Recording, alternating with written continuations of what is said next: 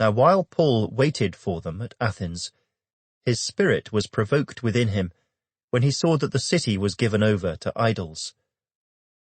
Therefore he reasoned in the synagogue with the Jews and with the Gentile worshippers, and in the marketplace daily with those who happened to be there. Then certain Epicurean and Stoic philosophers encountered him, and some said, "What does this babbler want to say?"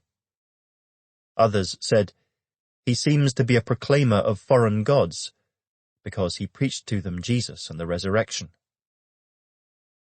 And they took him and brought him to the Areopagus, saying, "May we know what this new doctrine is of which you speak? For you are bringing some strange things to our ears. Therefore we want to know what these things mean." For all the Athenians and the foreigners who were there spent their time in nothing else but either to tell or to hear some new thing. Then Paul stood in the midst of the Areopagus and said, "Men of Athens, I perceive that in all things you are very religious. For as I was passing through and considering the objects of your worship, I even found an altar with this inscription, 'To the unknown God.'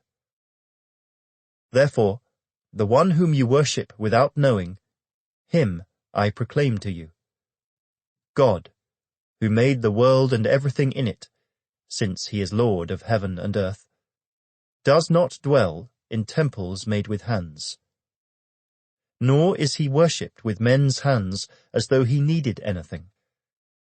Since he gives to all life, breath, and all things.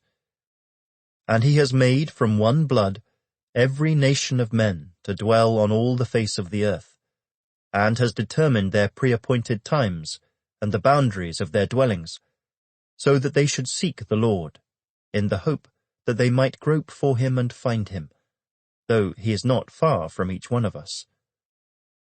For in him we live and move and have our being, as also some of your own poets have said, for we are also his offspring. Therefore, since we are the offspring of God, we ought not to think that the divine nature is like gold or silver or stone, something shaped by art and man's devising. Truly, these times of ignorance God overlooked, but now commands all men everywhere to repent, because he has appointed a day on which he will judge the world in righteousness by the man whom he has ordained. He has given assurance of this to all by raising him from the dead." And when they heard of the resurrection of the dead, some mocked, while others said, "We will hear you again on this matter." So Paul departed from among them.